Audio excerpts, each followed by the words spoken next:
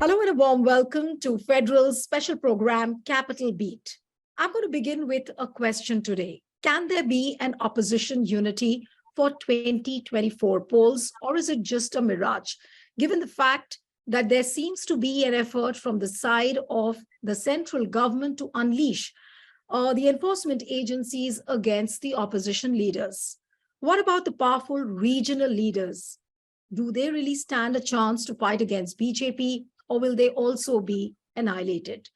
I'm joined by a very special personality, former diplomat, author, political commentator, and a politician himself, Pawan Verma. So thank you so much for joining on the Federal, and always a pleasure to listen to you and your thoughts. Uh, my first question, sir, really is that can there really be an opposition unity, given the fact that the kind of events which are happening uh, in and around politically, whatever we are seeing currently? Theoretically, thank you, Neelu, for having me on the show. Your question is important. Theoretically, there can be, but as the situation is today, let me not mince my words. Okay. I am exceptionally disillusioned with the opposition for its inability to be able to have a pan Indian narrative, Okay.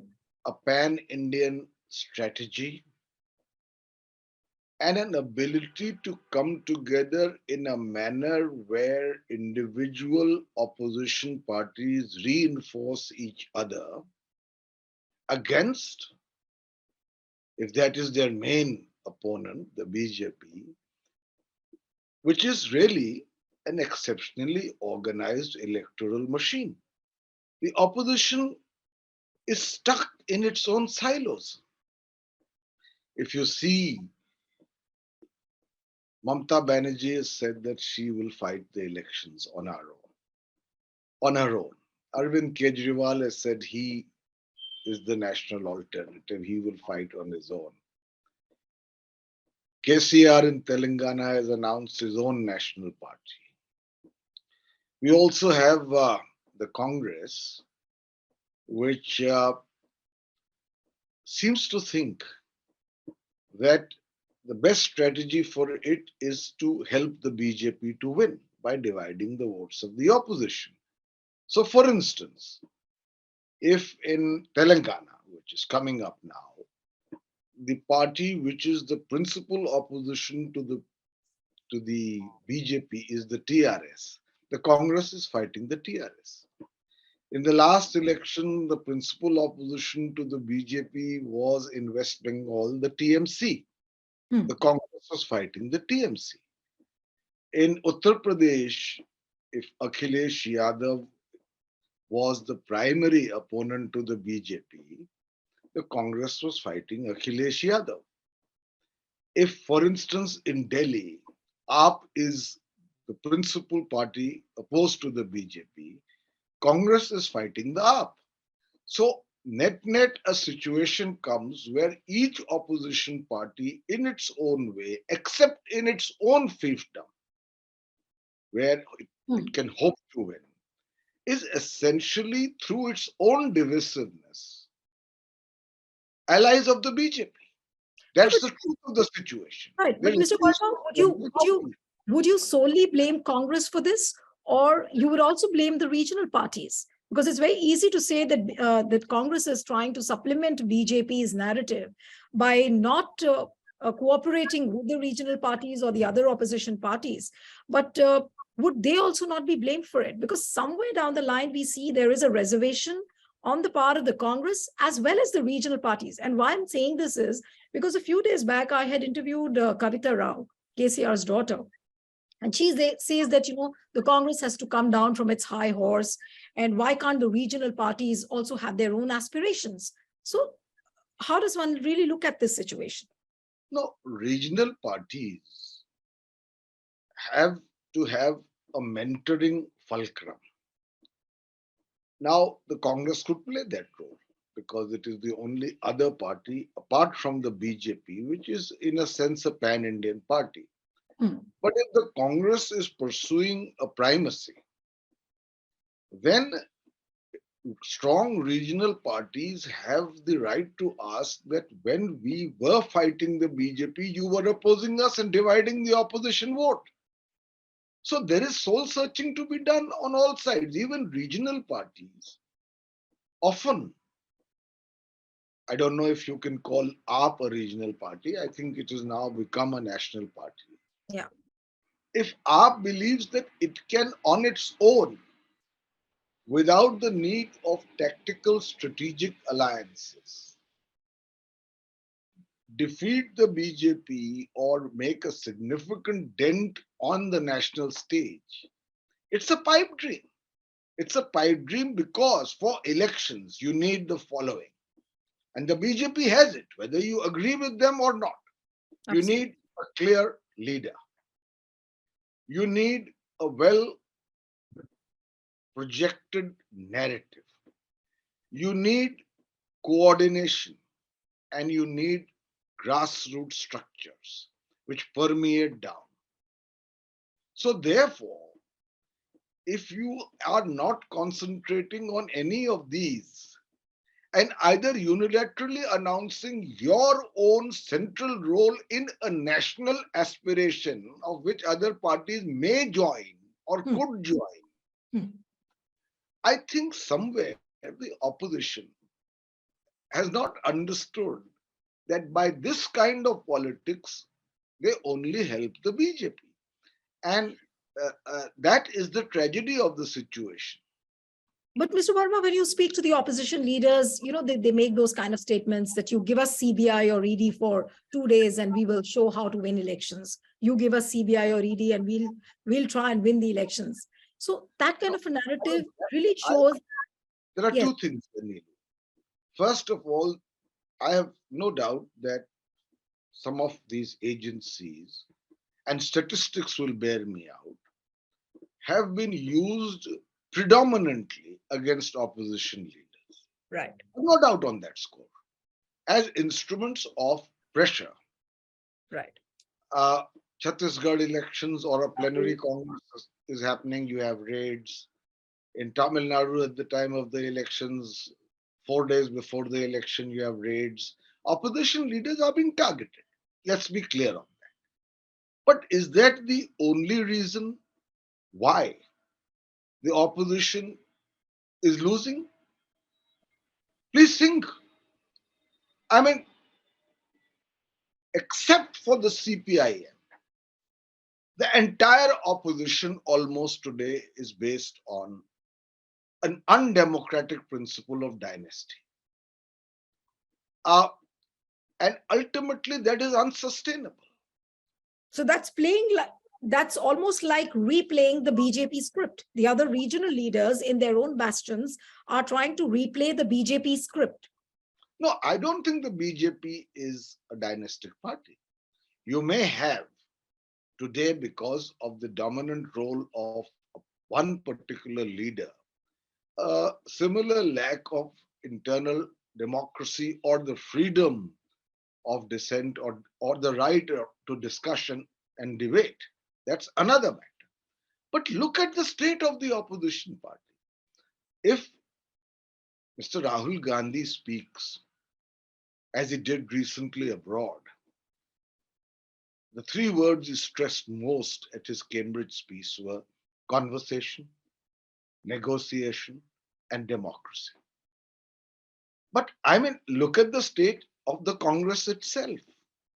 Where is the scope for conversation? When the G23 wrote a letter and the CWC met, they were reprimanded for a betrayal. Where is the negotiation? Hmm. Shashi Tharoor stood as per the constitution of the Congress as a presidential candidate. To my mind, he's a friend. We were in college together.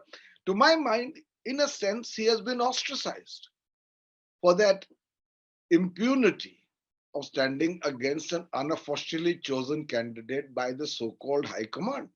So, whether it's the Congress, and by the way, I have great respect for the ideas of the Congress, what the Congress stands for. But I am talking about the Congress as currently constituted. I mean, if you take UP, Akhilesh Yadav, who I otherwise have affection for and respect also in his own way. Akhilesh Yadav lost 2014, he lost 2017, he lost 2019, the SP. After 2019, the BJP started the next day to prepare for 2022. Akhilesh Yadavji, during the COVID days, for personal reasons or justifiable reasons, was mostly away in London or for considerable periods. And you return relatively shortly before the elections. Right. And you think you can take on the BJP on a Yadav Muslim equation, which adds up to 8% Yadavs and 16, 17% Muslims, which are 25%. You cannot take on the BJP. You Right. have to co opt one other ethnic community, like the BJP has done by co opting the OBCs, because it was a party which was at a narrow base, which was largely earlier linked to the forward caste. So, Mr. Verma, you're saying that somewhere down the line, the opposition doesn't seem to have that hunger for winning the elections, just like BJP does.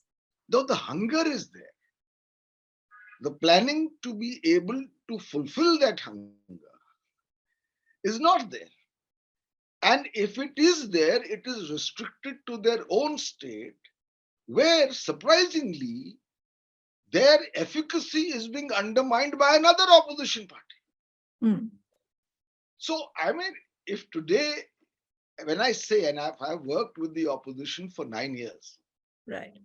I was National General Secretary of the JDU, I was Vice President of the TMC. I'm in touch with politicians from all the entire spectrum, including BJP leaders. The Right. fact of the matter is that the opposition doesn't seem to understand. No, but why do you think that is? I mean, where is the opposition getting its script wrong? I mean, of course, they look I've already inferior. explained all the reasons to you. I don't know what No, else to say. but Mr. Verma, when you speak to individual opposition leaders, you must be getting an idea as to where they are going wrong. Of course, they do not have a common narrative which can bind them together. Somewhere down the line, it also looks as if they are caught in an ego battle, and they Now, of want to course, remain powerful. there are soaring egos and also pragmatically understandable and transparent reactions. If Adhir Ranjan Chaudhary of the Congress party comes close to using abusive words for Mamata Banerjee Right. and fights against the Congress, against the TMC in the last elections, why should the TMC now suddenly say that the Congress is primus inter pares and under its umbrella we'll organize ourselves? Right. If in Delhi, even more vociferously than the BJP, the Congress attacks the AAP, why should AAP say that come together and fight if we have a similar narrative to take on the BJP for reasons which they need to develop into a narrative? Here there is a situation where each opposition party is almost fighting at cross purposes. And there is no sense of a pan India structure of either strategy, coordination, or grassroots organization. It's very important. Elections today are not rallies and posters. It's heavily driven by data, by planning, by organization, by grassroots penetration and outreach. Opposition leaders are strong in their own fiefdoms. Mr. Stalin, the DMK is strong in Tamil Nadu. Mamata Banerjee is strong in West Bengal. But ultimately, against a pan Indian political opponent as identified by them in the form of the BJP, you have to develop a pan Indian coordinated strategy to take it on. Otherwise, by your divisiveness, you are almost allies of the BJP. So do you mean to say that it's Congress the only party who can actually bring all the parties together, but it's not doing so. I think the Congress is the mother of all parties. The ideals which inspired the Congress party, the stalwarts who led it, Hmm. principles that animated it, the values it, it encompassed, many of which are enshrined in our constitution of a multicultural, plural, tolerant, forward looking republic. They are very relevant today.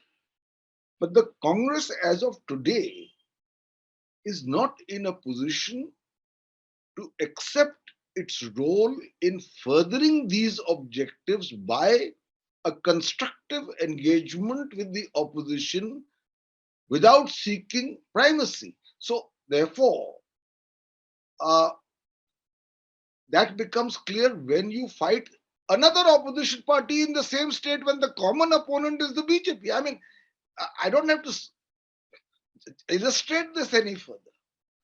So, the Congress is the ideal party to be able to play the role of a coordinator. But parties by now are asking whether the Congress has the ability, the credentials, and frankly, the uh, ordained right, in a sense, to be the leader. Right. Party that has been reduced to 52 seats, a little more than what the larger regional parties have. So you have to devise ultimately strategies to suit the tactical requirements of the day.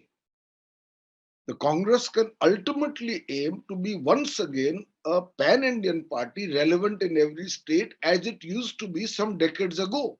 But there's a secular decline in the Congress since 1984, which was the last time it won with an absolute majority. Since then, it has always been in power as a coalition. So you mean to say that Congress has it lost the moral authority to talk about secularism? No, no, no. I have not said that. Every party has the moral authority to talk on what it believes in. I just believe that if you believe in a particular principle, it is not enough to talk about. You must work to being in a situation where, on the basis of electoral dividends, you are able to add grist and muscle in support of your principles.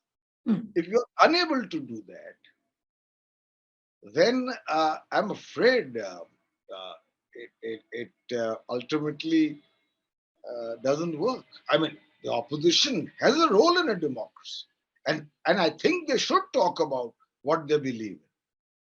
But politics is also about principle and strategy and coordination and organization.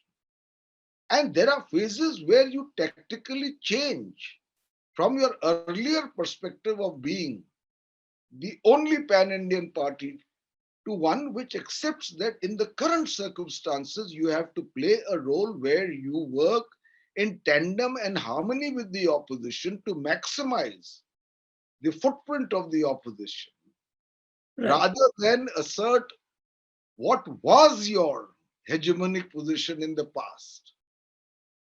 Right. But Mr. Verma, do you think that looking at the way the things are shaping up, you feel that there is no hope for the opposition? Of course, they can do it, but they are not able to do it. That's a reality. So, is opposition going I through its have worst great faith. times? I have great faith in Indian democracy. The people of India are embedded, not only now, but if you go back in our ancient past, there are democratic traditions which embed people and never underestimate what Shah Rukh Khan popularized in a Bollywood film, The Power of the Common Man. India will find ultimately through democratic means its own level of sanity in politics. I never lose faith. And I never believe that any party is invincible. Let me give you two examples. In 1984, Rajiv Gandhi won with a majority which is unthinkable, over 400. He was young, he was a new face in politics, he had new ideas, he had a vision for the future. Good looking, handsome prime minister. I still recall I was serving in the UN in New York as a diplomat, and the only two leaders for which waitresses in the cafe in the UN would leave their cup and plate and go to the railing to see them were one, Mr. Gaddafi, because of the exotica of his persona with two female guards, etc. And the other was Rajiv Gandhi. In 1984, he seemed invincible. By 1987, the government was unraveling. By 1989, he had lost it. Take Mrs. Gandhi in 1971. Absolutely. Even Atalji called her Durga, allegedly called her Durga. Yeah. I mean, she created Bangladesh, she created history, she got a mandate. By 1975, she had to impose the emergency to stay in power. So politics is dynamic. I don't lose hope. But given the proximity to 2024, uh, there is almost no signs of an organized opposition. But the inference we should draw from it is not that one particular party is invincible or will forever remain in power. Politics is about somebody wins, somebody loses. Ghalib has a line, Har bulandi ke nasibo mein hai pasti ek din. Every pinnacle has in its own genes, one day, its own demise. So that is the way of life. So, Verma, given the fact that there's very little time left now for 2024 elections, so does it mean that opposition really doesn't stand a chance too much to really give BJP, a tough fight because they are not organized, they don't have a narrative, all those factors which you listed out, and they don't have time by their side? I think that's a fair assessment. But as I said, politics are more moderate and inclusive BJP, Right. as was under Mr. Atal Bihari Vajpayee, for instance, is a party which has much greater appeal to most Indians than these very silo-driven, uh, largely dynastic opposition parties. That's the truth of it. Right. So as of now, time is limited. Uh, Attempts at organizing anything at a pan-India level is also non-existent. And people don't want, frankly, a catchery of parties Right. without a recognized face to come to power. Absolutely. That's the truth of it. Right. We are not back in 77. Right. So, Mr. Verma, so coming to what is happening in Bihar, because Nitish Kumar did make an effort and he wanted to stitch together a pan-Indian alliance of the opposition, but couldn't do it. But what is happening is Bihar is also very baffling. What is the kind of relationship Tejasvi and Nitish have? Are they with each other or they are not with each other, according to your assumption? I hesitate to speak too much on Bihar because there is too much I'm privy to about. But I will only make some what that have you seen together? I haven't seen it since Mr. Nitish Kumar's main problem become the rump of all political parties in Bihar, and you have a aggressive RJD in, with a leader like Tejasvi putting pressure on Mr. Nitish Kumar, perhaps because they are the largest party, I mean, in the coalition, that it's time you cede space to us, Right. or let Tejasvi become the chief minister. And that has put a great deal of pressure on Mr. Nitish Kumar. And when he has, in his own way, tried to allay the pressure by saying Tejasvi will ultimately be the leader Chief who Minister. takes over, Yes. it is likely to have unpredictable impact on the JDU itself, because many JDU leaders have spent their lives fighting against some of Right. the alleged No, but Mr. Verma, when you say, allegations of corruption yes, against the. but when you say that it could have an unpredictable impact, what does that mean? I mean, do you see the possibility of Nitish Kumar again going back to NDA, joining hands with BJP, or would he break the Grand Alliance government in Bihar? What is that unpredictability, according to you? At a personal level, I still have a great deal of affection and even respect for the principles that Mr. Nitish Kumar stood for. But he has changed sides so often that it will require a soothsayer with divine powers to know whether he will change sides again or not, Right. to be honest. And the BJP's dilemma is that the personal popularity of Narendra Modi in Bihar, I can tell you, is still very high. But Right. in Bihar itself, they perhaps lack a face. So Bihar is in a flux. Meanwhile, uh, I'm mentioning only as a footnote, Prashant Kishore is on his own very intensive Padyatra in the state. Right. So we will see what happens in Bihar, but the current situation is one of uh, relatively instability with no light at the end of the tunnel. But Mr. Verma, if you look at Prashant Kishore's utterances, they also have been incoherent, and people don't understand really that what is he aiming for. So, what kind of an impact do you think Prashant Kishore's yatra would have on Bihar's politics vis-a-vis the Grand Alliance government of Tejasvi and Nitish Kumar? I am not a spokesman for Prashant, but I want you to give me one example of what was incoherent in what he has said so far. What was incoherent in what he has said so far?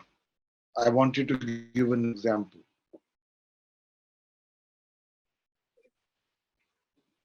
Can you hear me, Neelu? I'm losing your audio in between, sir. You said something? I will repeat myself. Yes, sir. I said, can you give me one example of what Prashant Kishore has said in the course of his Padyatra which appears incoherent to you? No, like initially he was in praise of Nitish Kumar. Then he started opposing. Then he started raising some issues related to unemployment. It seems that he's not very clear No, with what he's wanting to really go no, ahead he with the objective. has got an absolute. I'm not talking about success or failure. I'm not saying that Prashant Kishore is right or wrong or will succeed or fail. Okay, Time will show. But he's certainly not incoherent because his one message to Bihar in a very intensive 4,000-kilometer Padyatra by foot, in which he will not come to Patna or Delhi until he completes it, is that Bihar needs change, okay, foundational change. And under the regimes that have existed thus far, largely comprising of either Lalu Yadav or Nitish Kumar, the last 30 years, after 30 years, Bihar is where it was 30 years ago in relative terms. And right, so he is speaking about change, which makes Bihar right, once again a prosperous state and where Biharis don't feel a sense of shame in claiming to be from Bihar. And Right. it's a very focused and very coherent message of change. And the vast youth of Bihar, Hmm.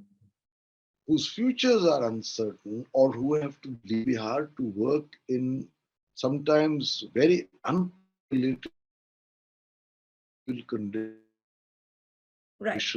in other states. And No, family employment.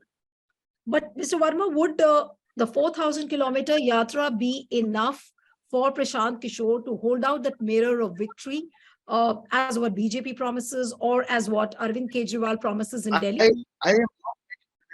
I am saying to you, and I am not going into detail at this moment on that matter. All I am saying is that in Bihar, there is a relative situation of flux.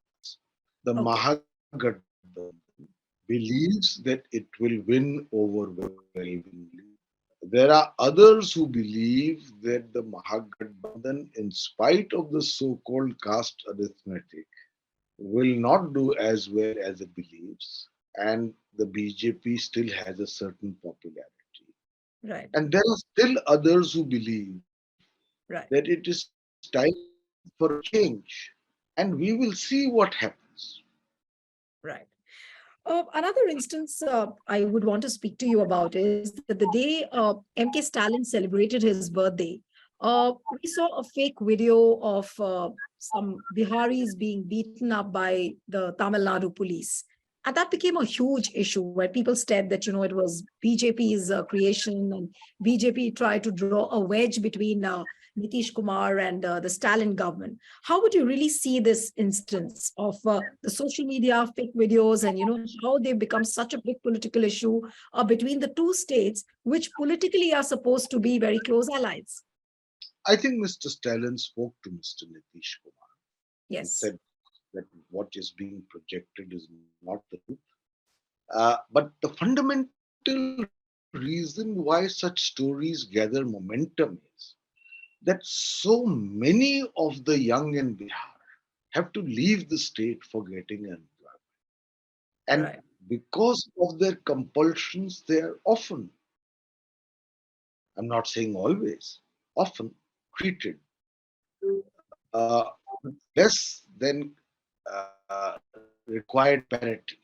In many places, they are welcome, but that is the foundational problem that Bihar has to resolve. Right. But this issue also took emotive tones as far as regionalism is concerned. The Bihari pride was injured, and all those sorts of issues were raised, and we never saw this kind of a regionalism being raked up through a fake video. Uh, and people said that it was probably BJP's creation. So what would you really say? Of course, the factor is that a lot of people are migrating from Bihar because they do not have so many job opportunities, and that is why they are migrating to other states. But what would you really say? Because this was used as a political weapon as well. Whether BJP was there behind I it. Yes, yes, sir.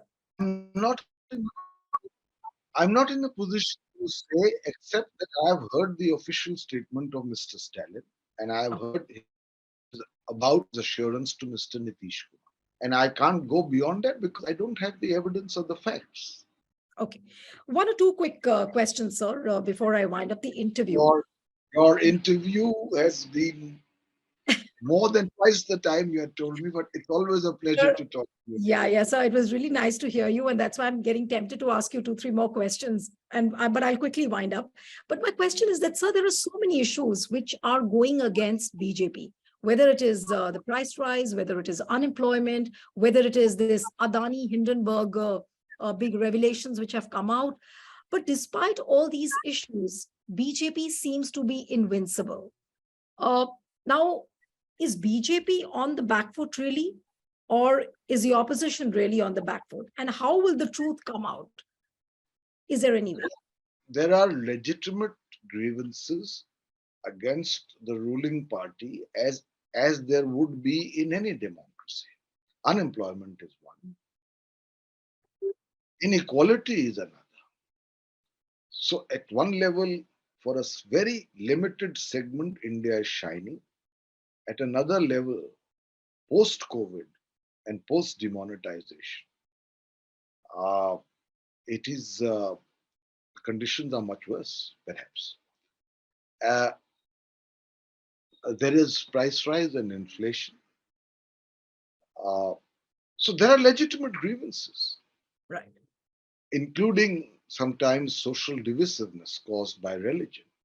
Indians are not jihadis. Uh, they don't want endemic instability.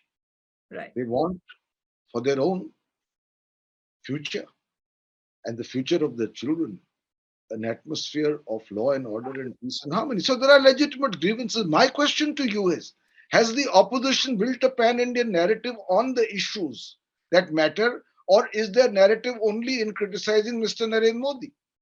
Right. That is the question. Absolutely. You can go abroad and instead of presenting your own vision of what the Congress party stands for or stood for, you say you criticize Mr. Modi and the BJP in language which has no nuance and sophistication. So the opposition must learn to present an alternative narrative which it can project with conviction. So you do believe, Mr. Verma, that when Rahul Gandhi said that the media has been captured, judiciary has been captured, there is no place for dissent. So he did insult India on the foreign soil. No, no, I am not saying that. I'm saying when you speak to foreign audiences, you have the right to be critical. But that criticism must have a great deal of nuance and sophistication. I've been a diplomat myself. I've transitioned into politics and I've addressed foreign audiences in both capacities. In one, it was to defend the government and the country. In the other, it is to defend the country, but not necessarily the government. I can be critical, but in a certain way. I Right. cannot dismiss everything as wrong and more or less appeal to other countries to save democracy in India. I mean, I believe that what I think he could have said is, we're a democracy. We have differing narratives. These are our ideas. We are quite capable of solving our problems ourselves. We have shown that in the past. And I have great faith in Indian democracy. And within that, this is what I stand for. And by inference, then said, this is what we are fighting against. It's a far more mature statement to make than to go to the extent to say that democracy is destroyed, all institutions are subverted. And Mr. Narendra Modi is blowing the country into smithereens. I mean, all I'm saying is that even to those who may be opposed to the BJP, this, in a sense, is unpalatable because it hurts the image of India internationally. Right. So you feel that Rahul still hasn't matured to that level where he can have a nuanced conversation, especially when he knows that he's talking on the international platforms. I will not comment on Mr. Rahul Gandhi as a whole. The Congress party has faith in him, and I'm sure, and I have not for a moment a doubt in the passionate commitment he has to his ideals. I was commenting on a specific situation where I feel there was a need, not for the lack of criticism. We are not a banana republic. We can be critical, but as part of our internal abilities to resolve problems in a democracy in which we ultimately have faith in, and also faith in the future of India. So one last question, and this is the last question, Mr. Verma, that It has to be the whatever, last question now. it is the last question, Mr. Verma. So all the gains which came from Bharat Jodo Yatra, those gains have been undone now almost by the Cambridge trip of Rahul. I don't think that's a fair assessment. The Bharat Jodo Yatra, in a way, showed that as a democracy, you can have a pan Indian yatra by an opposition party, largely based on the plank of the criticism of the ruling party. So I cannot say that it's undone, but Right. I can say that it's not enough. much more has to be done for the Congress to once again be the Congress it was. Thank you so much, Mr. Verma, and thank you. I'm really sorry for keeping you waiting for We that have long. talked for 45 minutes I and you had know, asked me for 15. but it's always a pleasure listening to you, sir. Thank you so much. And one appeal to the viewers who are watching this interview: share this video as widely as you can. Subscribe to our channel, and thank you, Mr. Verma, once again. Thank you, sir.